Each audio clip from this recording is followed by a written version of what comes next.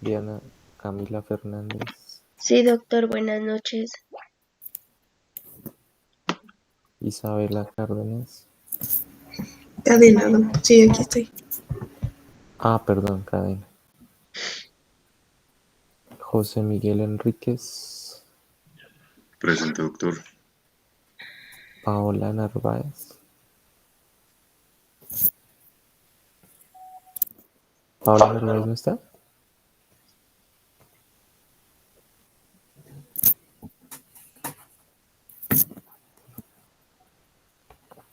Andrés Flores. Presente, Andrés doc. Flores, ¿sí? Sí, doctor Flores. Nini Perdomo. Presente, doctor. Mario Luna y Jennifer Pardo. Presente, doctor. O sea que Pues, faltó Paola. ¿Sí sabía? ella es la interna, ¿Quién creo. es Paola? Perdón, sí, tienen toda la razón. Perdón. Listo, empecemos. Listo, doc. Entonces,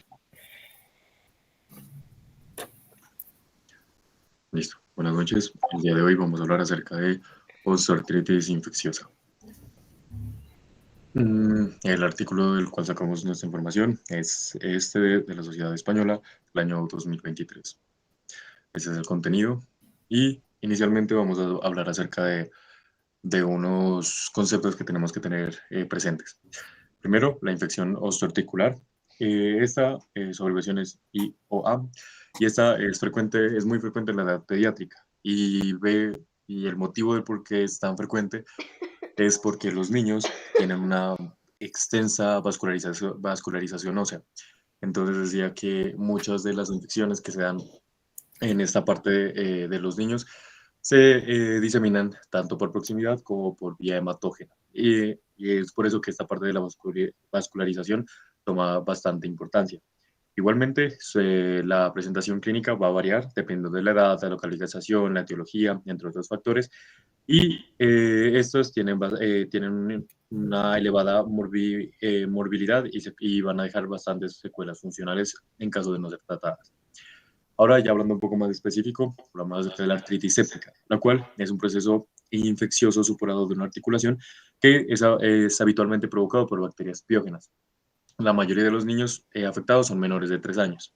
En el caso de la osteomielitis, esta es la inflamación del tejido óseo, tanto la parte medular como su componente cortical, afecta principalmente la metáfisis de los huesos largos, y esta etiología puede variar tanto por bacteriana, fúngica o incluso por parásito.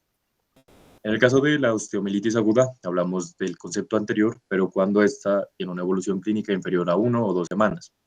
Si la metáfisis está comprometida, esta, al estar tan cercana de la epífisis, eh, esto lo que va a generar es que el cuadro se puede acompañar de una infección del espacio articular, dado que pues puede estar dentro de la cápsula articular. Entonces, los sitios que más frecuentemente podemos encontrar estas infecciones son en el fémur proximal, en el húmero proximal, en la tibia distal o en la fíbula distal.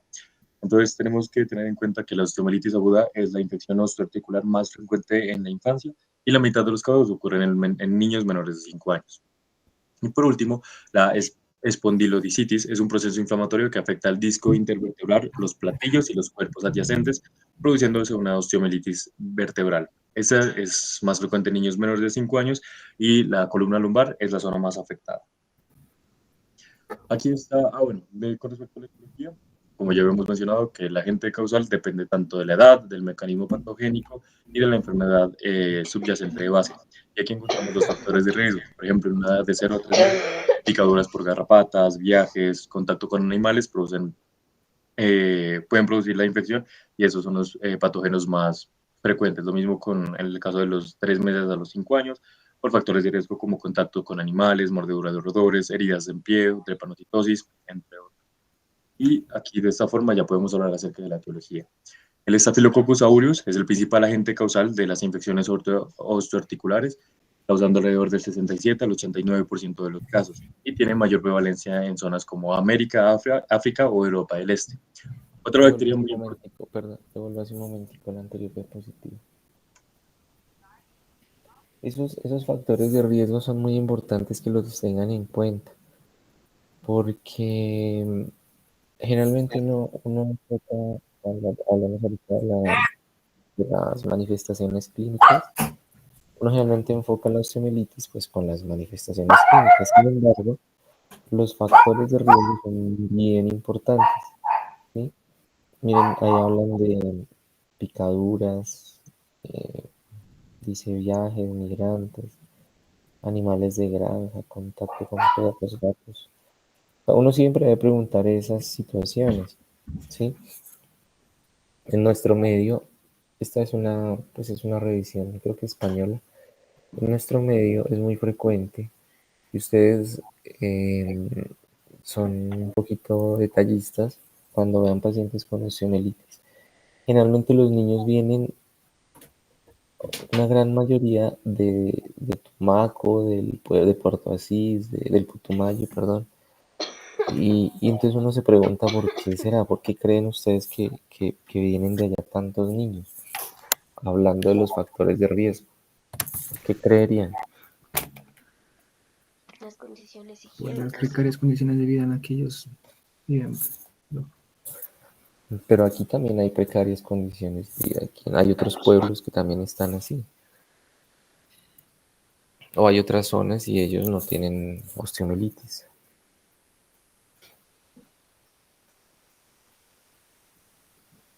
¿Qué creerían? Entonces hay unos factores de riesgo que pues de pronto no están ahí. Hay unos factores que están asociados a la colonización del estafilococo, ¿sí? Entonces son los climas húmedos, los climas húmedos, templados, casi calientes. Es muy frecuente que el hacinamiento, ¿sí? Y pues de entrada, pues también más que hablar en general de los factores sociodemográficos y todo, la malnutrición, ¿no? La malnutrición asociada al hacinamiento, a esos climas húmedos, hacen que el estafilococo crezca mucho más fácil y colonice mucho más fácil las personas. Entonces, un niño con un trauma, sí que ya está colonizado con estafilococo porque viven 10 Extraña esa personas en esa semana. casa con unas no tan buenas condiciones higiénicas y de Pero estoy nutrición, grabando, pues no me obviamente cuelgues es la oreja, no, un estoy grabando. factor de riesgo que va a llevar facilito a una infección no solo de osteoarticular, sino también de tejidos blandos. Entonces, eso hay que preguntarlo, hay que valorarlo porque muchas veces los pacientes acuden de esos sitios, ¿sí? Entonces, para que le prestemos atención a eso, listo. Sigamos. Listo. Entonces, como mencionaba, otro agente causal bastante común es la Klebsiella pneumoniae. Este es un Coccobacillus negativo que coloniza asintomáticamente la orofaringe en los primeros 3 años de vida. Sus infecciones evasivas se asocian principalmente a infecciones virales del tracto respiratorio superior y es el agente más frecuente entre los 6 y los 48 meses. Igualmente, este agente se relaciona mucho con la artritis. En el caso del Streptococcus pyogenes, este es el tercer microorganismo más prevalente, causando alrededor del 10% de los casos de las infecciones osteoarticulares y se asocia a infección previa por varicela. El Streptococcus pneumoniae tiene una prevalencia global del 1 al 4%, dado que la vacunación ha causado que su incidencia se vea disminuida. Y este tiene la característica de que es unifocal. En el caso de las enterobacterias, las principales son la Salmonella y la Escherichia coli, las cuales son más frecuentes, son los agentes más frecuentes como causa de las infecciones osteoarticulares en pacientes menores de 2 meses. En niños mayores es extraño y se los relaciona con factores o pacientes que tengan algún factor de riesgo, digamos que sean inmunosuprimidos, por ejemplo. Y con respecto al hemófilos influenza tipo B, este únicamente se tiene que tener en cuenta en pacientes donde se sospeche que no haya tenido, en pacientes menores de 5 años, en los cuales se sospechen que no haya tenido adecuado tamizaje de vacunación.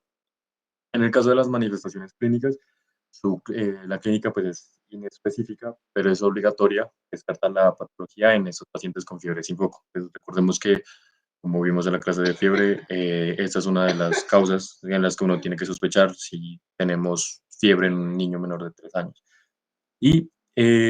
Pero pues, si bien no encontramos fiebre, tampoco no es que podamos descartar y de una vez decir, no, esto no es una infección osteoarticular, porque hay casos en los que la fiebre no puede estar presente. Por ejemplo, en un tercio de las infecciones de Kingella-Kingae, también en pacientes inmunosuprimidos o en neonatos. En esos casos, pues la fiebre puede estar presente y aún tener este tipo de infecciones. Y la clínica dependerá de la edad. En el caso de los neonatos, aquí podemos ver pseudoparálisis, apnea, bradicardias, rechazo al alimento, irritabilidad o puede ya causar sepsis. En el caso de los lactantes, va a generar irritabilidad, alteración del sueño, disminución de apetito y de la actividad, rechazo al gateo a la marcha e inmovilidad del miembro afectado.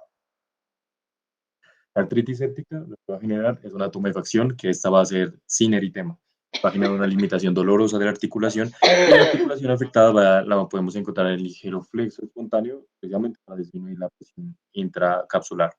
Va a generar un dolor muy intenso y un aumento de la temperatura local. Pero hay casos en los que la infección, digamos, está en zonas muy profundas, como es el caso de la cadera, y la tumefacción es evidente. En este caso, la sospecha será por limitación del movimiento y también por el dolor, por donde puede estar presentado. La osteomielitis aguda, aquí encontramos va a haber punto doloroso óseo, va a haber tumefacción, calor, aquí sí va a haber eritema. El paciente cojea o se niega a caminar, y en el caso de si es una infección en pélvica, el dolor pues va a ser un poco inespecífico y puede ser tanto en la cadera, en el muslo, incluso en el abdomen. Y en el caso de la espondilodicitis, en niños mayores va a haber dolor con limitación de la movilidad y contractura secundaria. Si es en la parte del cuello, podemos ver tortícolis. En los niños pequeños va a haber irritabilidad, cojera, rechazo a la sedestación, hiperlordosis en caso de la localización lumbar, que es la más frecuente, y puede estar acompañada de dolor abdominal y estreñimiento por el dolor. El enfoque diagnóstico se basa principalmente en la sospecha clínica, pero se puede ayudar de pruebas complementarias, como las analíticas en sangre o cultivos, pruebas de imágenes, y ya aquí ya vienen las microbiológicas. En el caso de las pruebas de imagen, podemos... Un momento, entonces devuelvas el anterior. El anterior. Bueno, entonces, con respecto a las manifestaciones clínicas, me devuelvo un poquito uno de los factores que se me había olvidado decirles, importante que uno debe siempre preguntar, es el trauma, ¿no?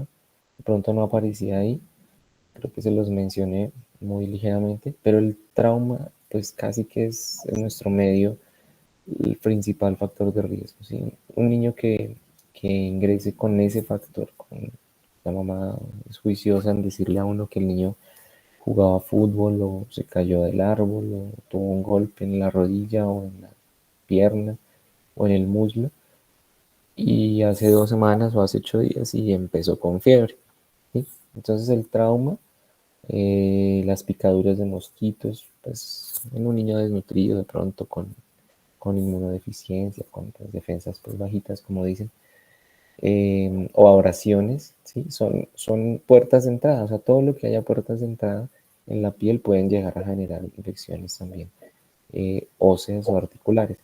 Sin embargo, como ustedes recordarán, en la fisiopatología pues hay varias formas de entrada. El microorganismo puede ser hematógena, puede ser local, ¿sí? Pero en los niños es muy frecuente ese antecedente del trauma.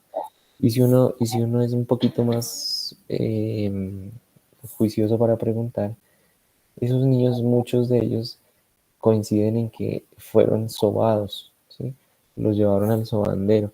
Y eso generalmente produce un trauma mayor y pues casi que permite que haya colonización, desplazamiento de esos gérmenes hacia las articulaciones o el tejido óseo.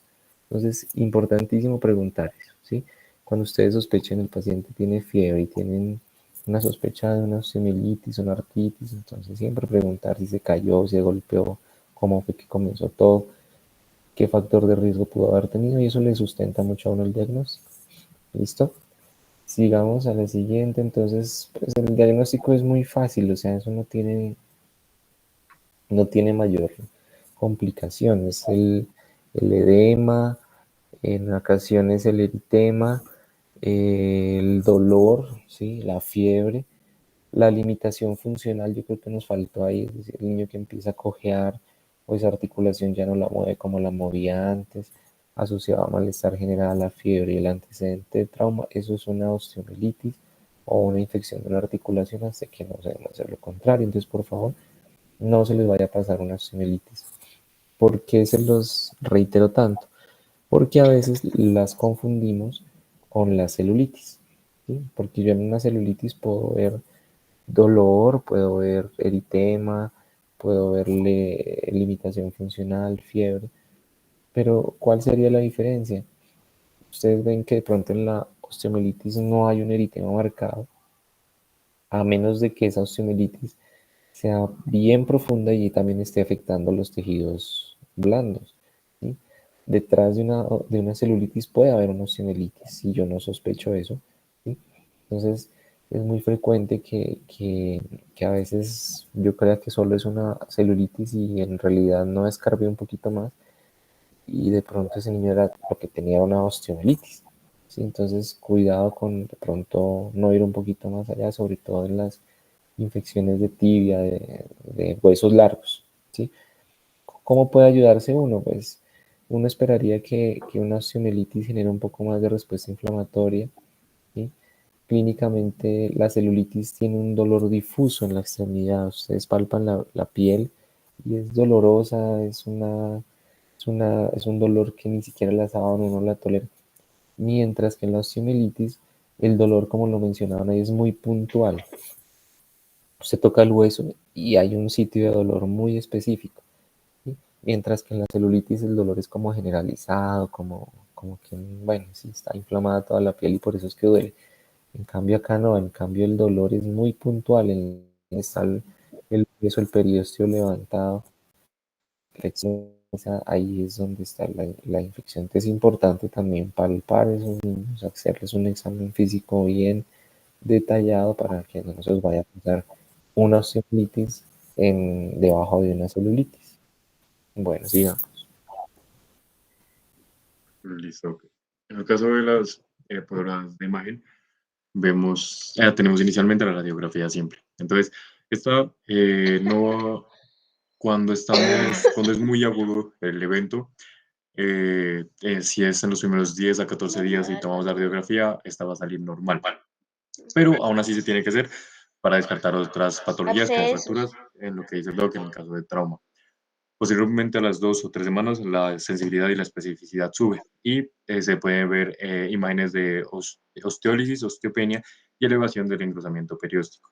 Igualmente, hay unos signos de cronificación, como es el secuestro, en donde va a haber una imagen hipodensa rodeada por un halo un halo intenso, como que no recuerdo bien, y el acceso de Brody, que es cuando la parte de la fractura se rodea por un anillo esclerótico.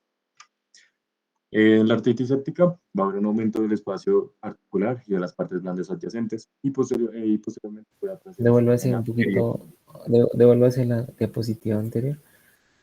El secuestro óseo es, a ver, podemos, en la imagen de la mitad, ¿sí? Ustedes ven que en la imagen donde está la tibia y el peroné, en la tibia se ve una lesión radiopaca como largada, ¿sí? Sí la alcanza a ver como en el centro del hueso. Esa es el famoso secuestro, o sea, es una imagen radiopaca, o sea, oscura, que no alcanza a ver ahí en la, en la lucidez pues del hueso, ¿sí? Eso no es normal, ¿sí? Entonces es como un sacocado que se alcanza uno a observar porque el periósteo y porque el hueso se come, ¿sí? La bacteria se come ese hueso. Entonces, eso es lo que se intenta alcanzar a ver. Obviamente para ver eso, pues tendrán que pasar varios días. Entonces no es lógico eh, hacer diagnósticos tempranamente con radiografía de osteomielitis porque no vamos a ver pues aún nada en los primeros días. Pues, después de la primera semana uno podría alcanzar a ver algunos cambios en el hueso que le permitan a uno acercarse a ese diagnóstico. Bueno, sigamos. Listo. Y en el caso de la espondilodicitis hay una disminución del espacio intervertebral a las 2 o 4 semanas y en ocasiones puede haber erosión de los platillos intervertebrales y rarefacción de los cuerpos vertebrales. En el caso de la ecografía Doppler, esta es más que todo guiada para la artritis séptica. Esta es la técnica más rápida, barata y sensible para el diagnóstico, pero aún así tiene baja especificidad. Ahí podemos encontrar un derrame articular en el 95% de los casos y si está acompañada de Doppler, podemos ver un aumento del flujo vascular, pero es importante resaltar que su ausencia igual tampoco excluye el diagnóstico. Y esta sirve para hacer artrocentresis ecoguiadas igualmente.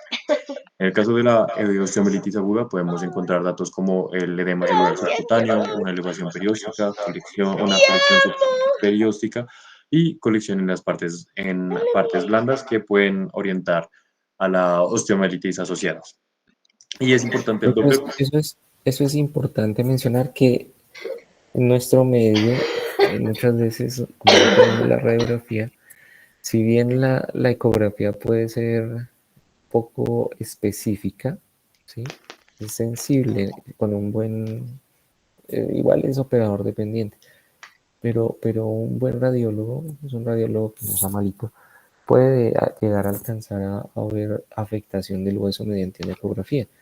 ¿Sí? Entonces, si ustedes tienen los síntomas, los signos, tienen la fiebre, tienen el dolor, tienen el edema, pues, o sea, para mejorar esa especificidad, porque pues usted le dice al radiólogo, yo necesito una ecografía de la tibia o del húmero o del fémur, porque yo creo que aparentemente puede haber una osteomielitis.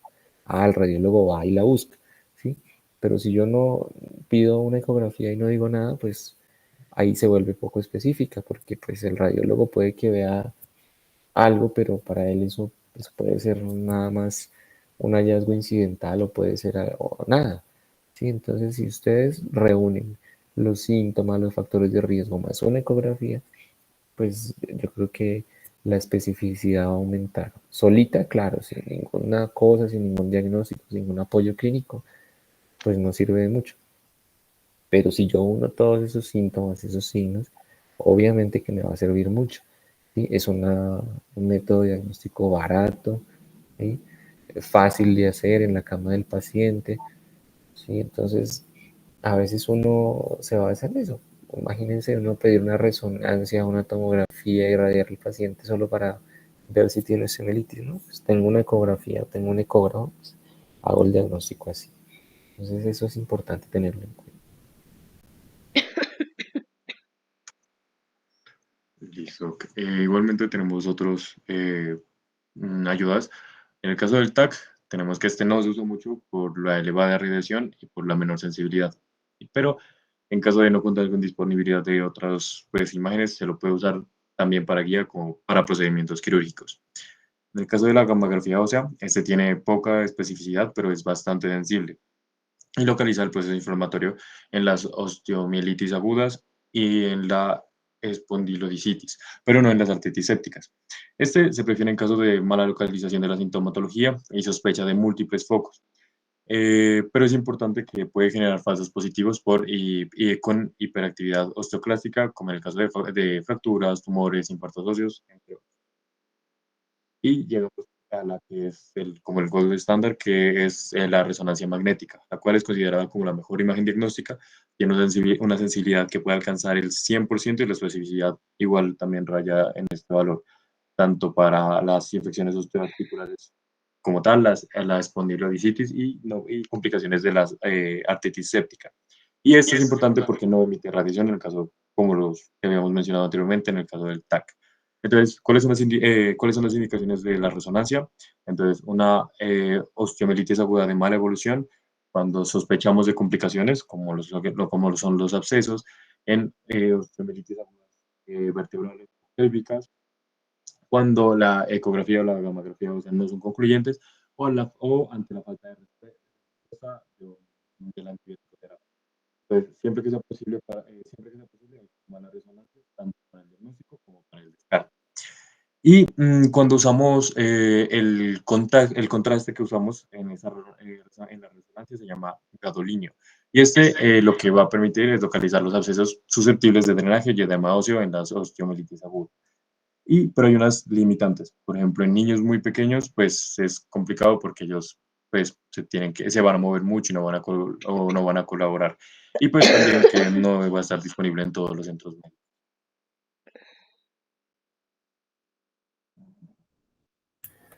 Bueno, entonces hablando en cuanto a las pruebas analíticas y microbiológicas, bueno, inicialmente hablemos de lo que son las pruebas analíticas, ¿no? Entonces una de ellas es el hemograma.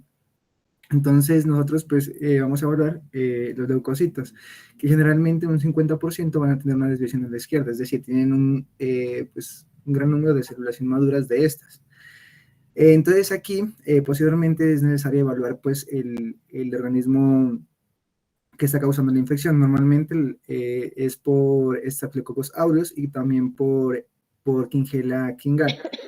Entonces, dependiendo de eso, vamos a mirar diferentes comportamientos en este paraclínico, que pues es el hemograma, ¿no? Entonces, con respecto a la Staphylococcus aureus, estas pueden presentar pues un recuento de leucocitos que puede ser normal, pero se acompaña de una elevación de la proteína C reactiva, mientras que las producidas por el Streptococcus pyogenes y el Streptococcus pneumoniae se pueden estar más asociados a la leucocitosis, pues netamente ya franca, por decirlo así.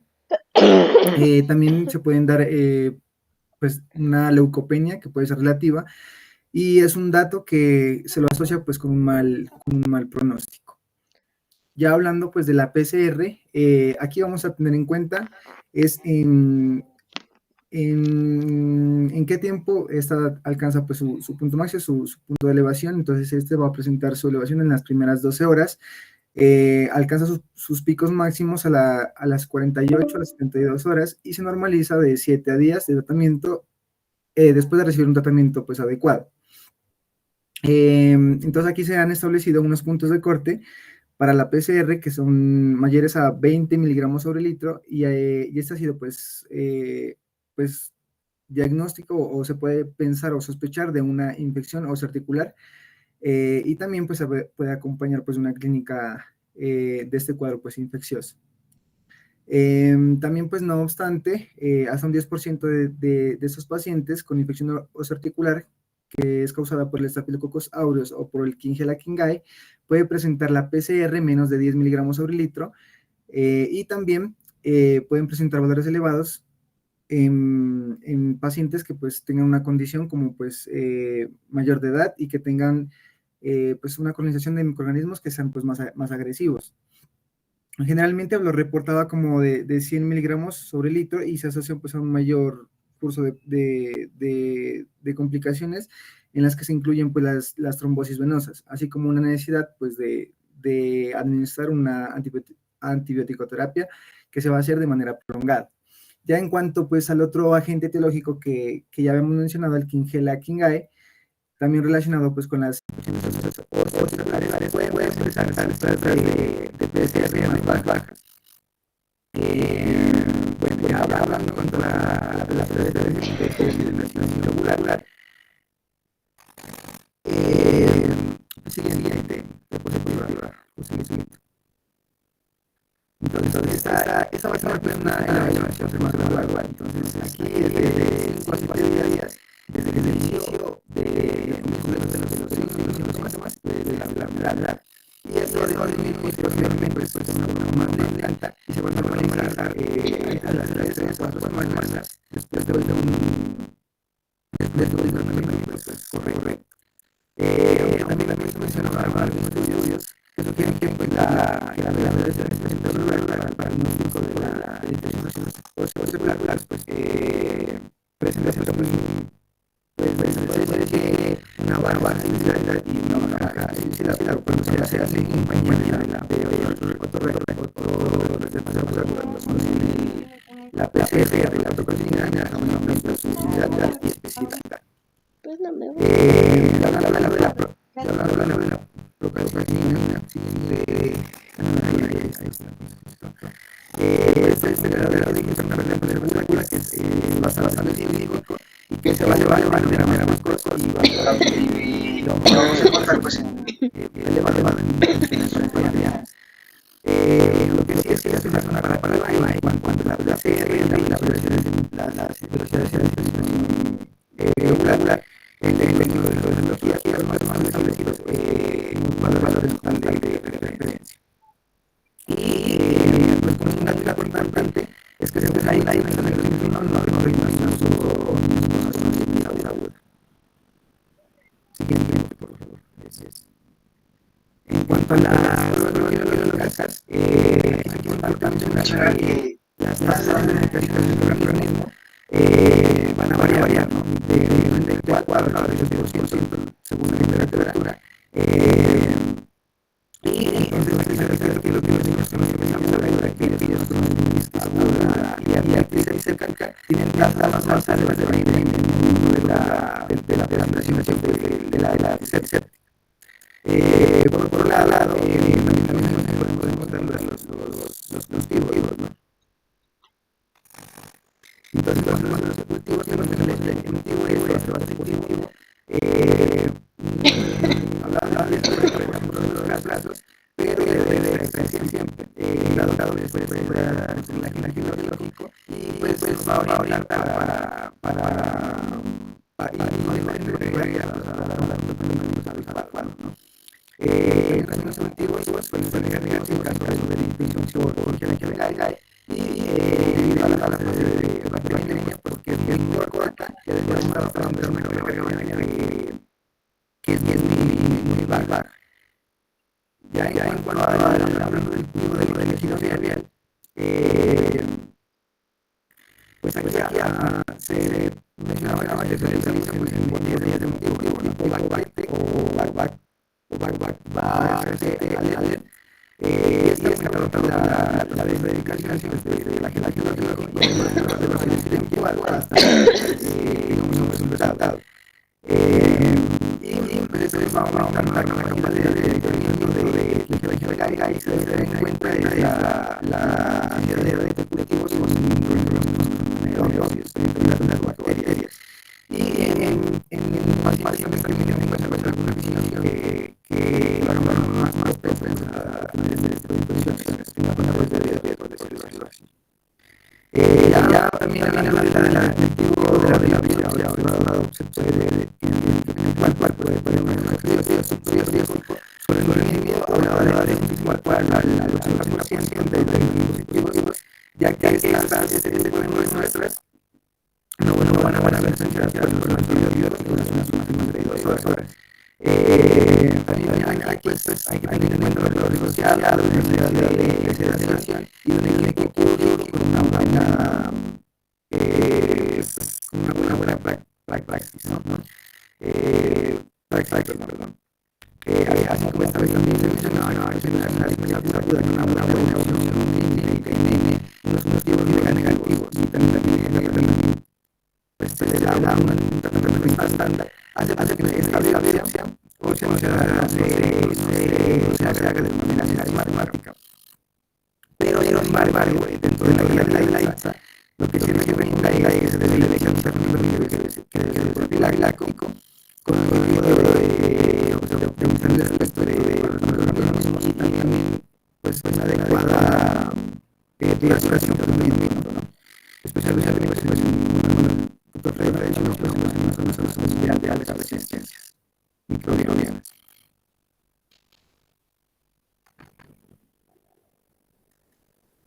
Ya hablando de las pruebas biológicas,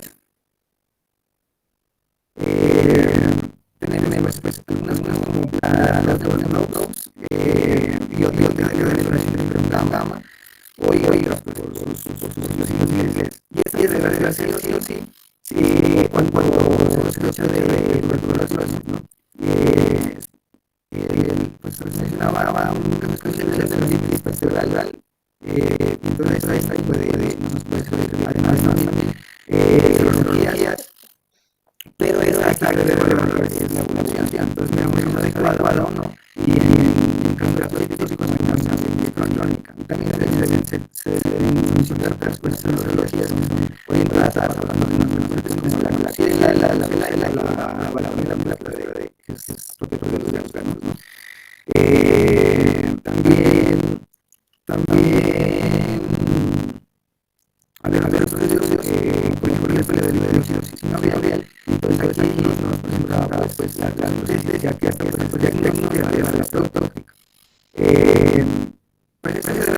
lo antes posible a cualquier monotriz. Hacer unas relaciones pequeñas, donde debe acceso, donde pues lo que se plantea y pues recomienda es una autonomía. Ya por hablando de tejido articular, se pueden realizar unas determinaciones, ¿no?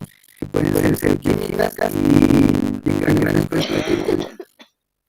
Y además, bien determinaciones de PCR, de necesario. Y también se habla de que se debe tener en cuenta el mecanismo de células y líquido articular, aunque puede ser va a diferenciar el mismo que lo otro, ¿no? Ya mencionaban los valores superiores de 2.000 células con un repertorio nuclear y su costo baja más frente a la terapia cerca y por eso debe ser la posibilidad de la matriz que debe ser de nosa hematopoiesis.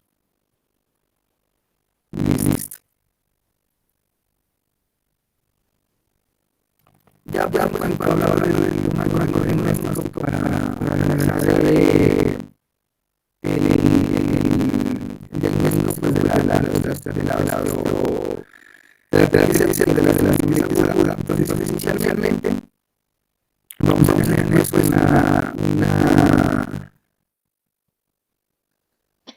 una pequeña cambiamos de vamos a iniciar con la es difícil de ver, ¿no? Entonces entonces vamos a mirar a la fiebre de radada y la de dorado es el tenemos en cuenta que hace las alteraciones neurológicas y tiene alteraciones neuromusculares no es por el camino. Y entonces si nosotros tenemos estas características que mencionadas, ahora vamos a tener el estudio para tratar las patologías. Igualmente, si vamos a este lado, entonces de dorado tiene rechazo a la situación. Pero a diferencia de la operación de encuesta general, y aquí es la que va a evaluar las matemáticas, digamos, anteriormente, la biología y la PCR, y también la radiografía. Esta pues muy relacionada a la biología, que es la dependiente, y en cuanto a la operación para las radiografías, aquí vamos a ver las cualidades de estas. Si está elevada y si el paciente es capaz de realizar o no. Todo eso es cuando una fecha de diagnóstica. Y si el paciente es capaz de realizar el tratamiento o no. Si lo que se envía una resolución en una mamografía. Si una resolución en el diagnóstico y para la mamografía no, entonces es patológica, ¿no? Ya finalmente lo que debe ser el radiográfico para poder dar la terapia dirigida y pues iniciar el tratamiento empírico. Esto es el cosas. Ya hablaba de la licencia que debe ser entonces siempre debe iniciar con una fecha de infección celular y aquí nuevamente la analítica con la PCR, la BCG y el emotivo, y las dos imágenes que la RDX y la eco. Posteriormente, pues, se puede hacer la hipótesis más una prueba ocular, tratando de tener en cuenta que puede generar todo eso de arte química, entonces hay que tener en cuenta esa definición. Entonces, lo que debe ser iniciar tratamiento empírico y pues para la clínica, para una lo que debe hacer es la valoración por 48 horas y en cuanto a la niña y pues pues terminar la analítica y es una santa evaluaciones, no. Entonces vamos a mirar cursos si es favorable o favorable y pues posteriormente son terapias les hemos imaginológicos en las relaciones de la población ósea y el de la estrés, ¿no? Y la carga del acceso. La carga de la población no se lo debe hacer de matemáticas cuando el paciente pues lo requiera, ¿no? Y también se debe las hipótesis y se debe considerar la autonomía. Y también pues finalmente se realiza el tratamiento de una grado de 2 días y lo que se recomienda es los tratamientos mínimos de 2 semanas y una duración mínima de 3 semanas.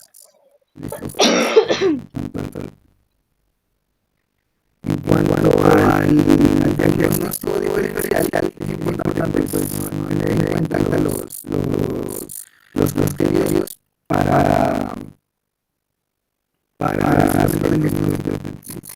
si me escuchan. Sí, Mario. Bueno, entonces, ¿Sí me escucha?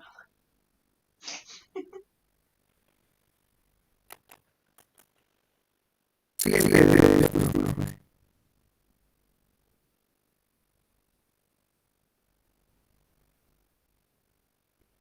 ya hablando pues del funcionamiento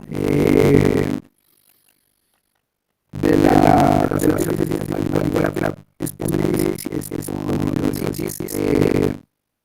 se debe considerar el ingreso salario o no. Entonces, cuando nosotros invertimos en el salario, cuando estamos aquí, es importante primero es el inventario y entonces normalmente los 6 meses y los 5 años entonces también se debe tener en cuenta si hay una buena solución clínica y de los otros y soluciones son buenas. Además, quiero hablar de la clínica y que hay una tantas aguda que se encuentran elevados,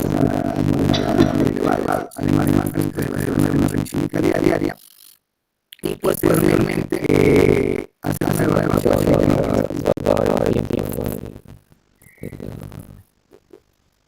de la terapia. Ay, sí, tengo mucho que hablar. Es decir, aquí sí yo se puede parar. Es que son nerviosos bastante. Yo que ya de por sí me trabo, ¿cómo sería nervioso?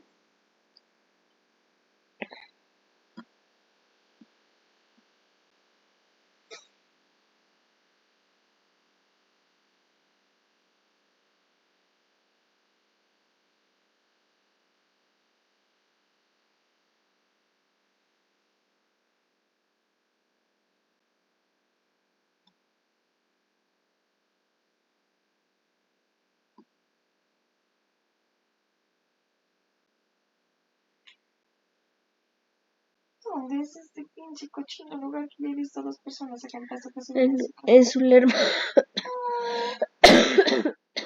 Cuando yo por eso, yo bien envidiosa. Ay, pensé en algún juego de tracción o algo.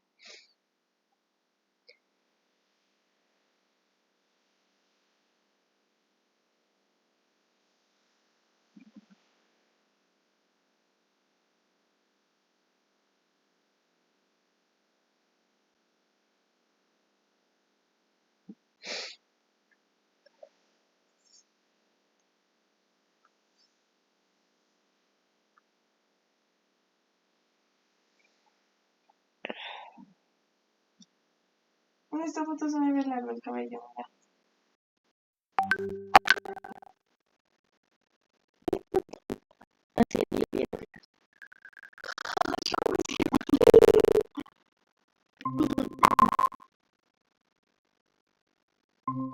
Dale siguiente diapositiva, José.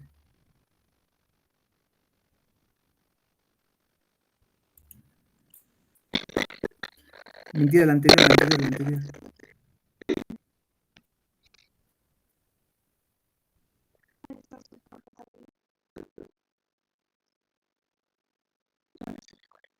Ya se conectó el doc.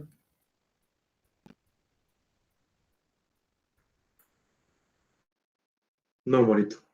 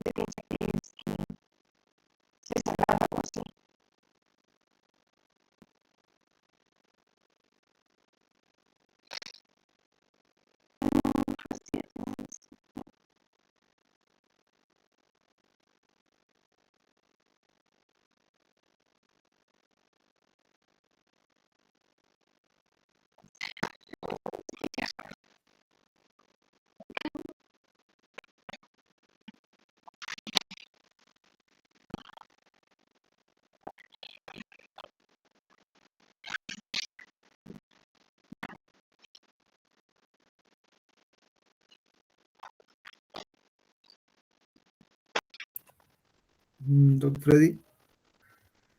Ya listo, sigamos. Ya, entonces hablando pues ya de la evacuación del líquido articular, pues dijimos que la evacuación del material purulento de la cavidad articular pues es muy importante, ¿no? Pues para disminuir primero que todo es la presión interarticular, y de esa manera pues se va a evitar el efecto lesivo pues de las enzimas leucocitarias que van a, y a la vez pues se va a favorecer pues la biodisponibilidad del antibiótico, permitiendo además la obtención de muestras para estudios posteriores. Entonces, ¿mediante cuál método lo vamos a hacer? Entonces, lo podemos hacer mediante la artrocentesis. Entonces, esta nos va a resultar útil si es guiada por ecografía. Y su recomendación es que se debe repetirse de 2 a 3 veces si se produce una reacumulación de líquido sinovial. Pero aquí no se debe administrar antibióticos por vía intraarticular, por lo que nos puede generar una sinovitis química, como lo había dicho anteriormente en el algoritmo diagnóstico, ¿no? También se debe pues considerar el desbridamiento y el drenaje quirúrgico por medio de 2 procedimientos, ¿no? Que puede ser la artrotomía o la artroscopia.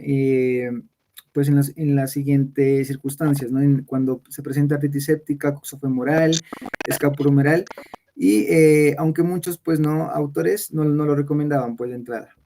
También pues cuando hay existencia de líquido espeso que pues va a ser de contenido de fibrina o que presentan adherencias que se pueden tabicar en el espacio articular e impiden pues el vaciado de pus por medio de la punción. Y además también evaluaríamos la clínica o pues la necesidad de múltiples artrocentesis, ¿no?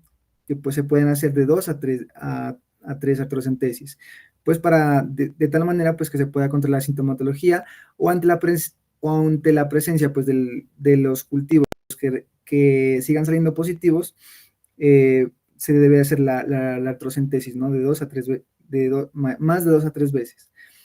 Y también cuando presentan pues bacterias virulentas, como por ejemplo el Staphylococcus aureus, cuando es resistente a meticilina, y también otros microorganismos como por ejemplo son la salmonela. Y también se debe evaluar como la duración de los síntomas.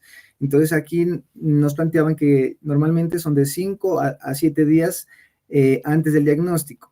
Y finalmente, tener en cuenta pues este grupo etario que son los neonatos y lactantes pequeños que van desde los 3 a los 6 meses. Siguiente. Ya en cuanto a la antibiótico-terapia empírica, aquí encontramos pues la osteomielitis aguda, y aquí se debe administrar pues dentro de las primeras 72 horas de evolución clínica. Pues cuando, se puede decir pues que aún el hueso pues conserva su irrigación. Ya en el caso de la artritis séptica, debería iniciarse lo antes posible tras el drenaje de la articulación y el envío de muestras pues, para el estudio microbiológico.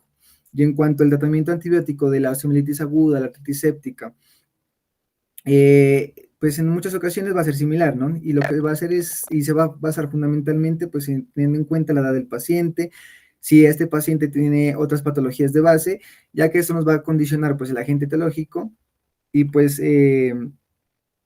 también, pues, ¿cuál es el antibiótico que pues más es el más indicado pues para administrarlo? Ya en cuanto a los antibióticos intravenosos empíricos que más se utilizan en pediatría y pues con los que más se tiene experiencia, se han estudiado que pues para el mejor tratamiento de las infecciones osteoarticulares son las cefalosporinas de primera generación, entonces dentro de la cual pues se describía la cefazolina. Y también pues se podía dar la clindamicina y la cloxacilina. todas ellas van a cubrir pues aceptablemente lo que es el agente etiológico, que es el Staphylococcus aureus, un gran positivo, y pues cuando este es meticilino sensible. Y de esa manera pues se va a dar un tratamiento empírico, ¿no? Y también, siguiente, José.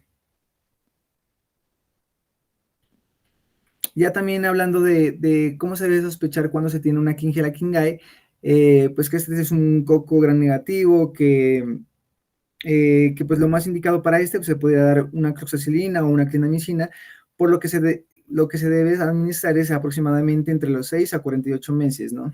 Y también se debe evaluar los patrones de resistencia.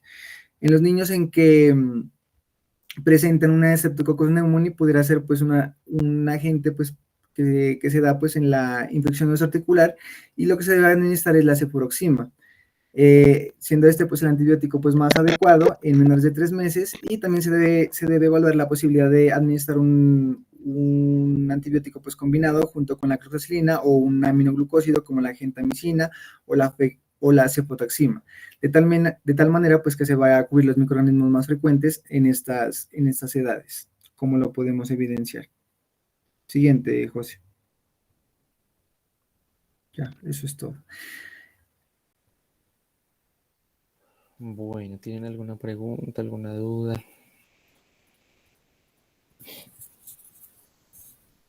¿Todo les quedó claro? El tratamiento, o sea, ustedes si hacen un diagnóstico de una osteomielitis, ¿qué hacen? Pues lo remiten, ¿sí? Porque, como vieron, el tratamiento es antibióticos más drenaje quirúrgico, ¿sí? Si tenemos una artritis séptica, pues hay que drenar el líquido que haya en esa articulación para controlar el foco infeccioso. Si no controlamos el foco infeccioso mediante el drenaje, pues difícilmente el paciente va a mejorar, no solo con los antibióticos. Entonces, la enseñanza es que paciente con sospecha de artritis séptica u osteomielitis se remite a un tercer nivel para posible drenaje quirúrgico, y pues para hacer el diagnóstico más claro mediante imágenes y pues personal ya que sea experto, ¿no? Pero lo importante es que ustedes hagan el diagnóstico, ¿sí? No es un tema muy difícil, muy complicado. Aprovechen en el hospital para ver los pacienticos que llegan con osteomielitis, y junto con la revisión, pues ahí van a ver cómo pues surge más el aprendizaje, y es mucho más sencillo. El tratamiento entonces inicialmente pues es empírico porque no sabemos qué bicho es. Sin embargo, pues debemos sospechar, porque pues, si no, ¿cómo va a ser empírico? ¿Qué le voy a poner? Generalmente nosotros lo que tratamos de cubrir es el Staphylococcus aureus, ¿sí? Si vemos que el paciente está séptico, tiene una respuesta inflamatoria muy pues, importante, que ese paciente pueda terminar dentro de una unidad de cuidado intensivo, tratamos de cubrir el estafilococo sensible y el estafilococo resistente. Entonces, para eso generalmente usamos de forma endovenosa la cefazolina más la vancomicina. La cefazolina para cubrir el estafilococo sensible y la vancomicina para identificar el estafilococo resistente. Uno asume que se haga un tratamiento quirúrgico y se tomen unos cultivos. Entonces esos cultivos o los hemocultivos también pueden llegar a arrojar después en 72 horas, más o menos 48, 72 horas, el germen causante de la infección. Entonces, ¿qué hacemos ahí? Pues dirigimos ya la terapia de acuerdo al germen que tengamos que cubrir. Entonces, si el germen muestra, pues el cultivo muestra que es un estafilococo meticilino resistente, pues nos quedamos con la vancomicina, y si es sensible, pues nos quedamos con la cefazolina, ¿sí? Es importante que lo tengan en cuenta. A medida que el paciente vaya mejorando, hacemos switch oral. Entonces vemos que ya el foco está controlado, el paciente ya no tiene fiebre, el paciente está estable y estaba con vancomicina, pues nos escalonamos, decimos, bueno, podemos usarle el trimetoprim sulfa, puede ser una opción, la rifampicina también. O si es sensible, pues la cefalexina, que es una cefalosporina de primera generación, por vía oral. ¿Sí?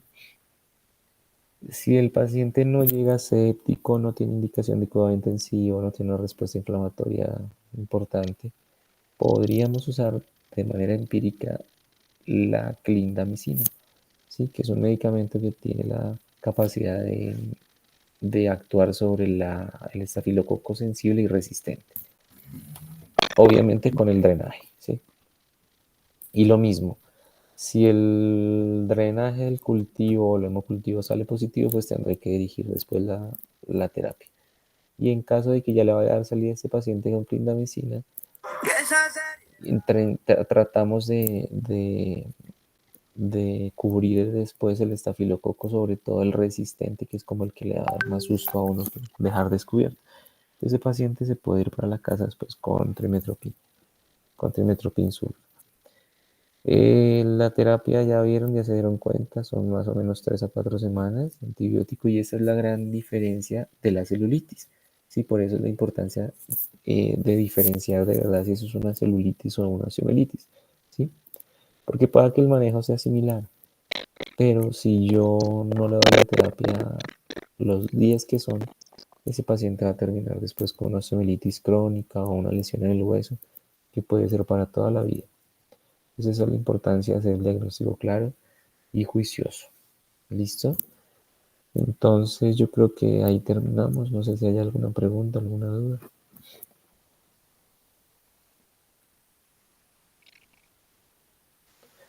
No, Doc, muchísimas gracias. No, Doc, Bueno, gracias. ¿ustedes van a hacer el examen cuándo? ¿Qué día?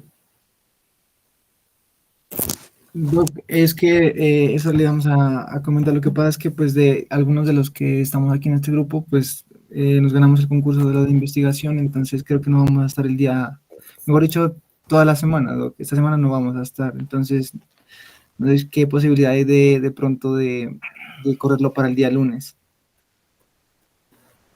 Sí, yo no tengo problema. Entonces, las notas pues pues se entregan todas cuando tengamos el examen, ¿no? Porque pues es parte de la rúbrica, lo del examen. Entonces, para mi grupo, ¿no? Para los que tengo de pronto notas, que serían Mario y José Miguel, ¿cierto? No sé si con las demás personas, o sea, los demás rotaron con la doctora Alejandra y con Francisco, ¿no?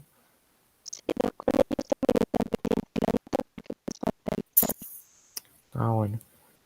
Listo, entonces, pues me cuentan para que pidan con tiempo el salón, ¿listo? Sobre todo yo pensaría que tipo 10:30 más o menos para que tengan más o menos de 10:30 a 11:30 hacerlo, ¿listo? Entonces me confirman el día y la hora y el lugar. Bueno, Listo, gracias. Listo, doctor, bueno, muchas gracias. hasta luego.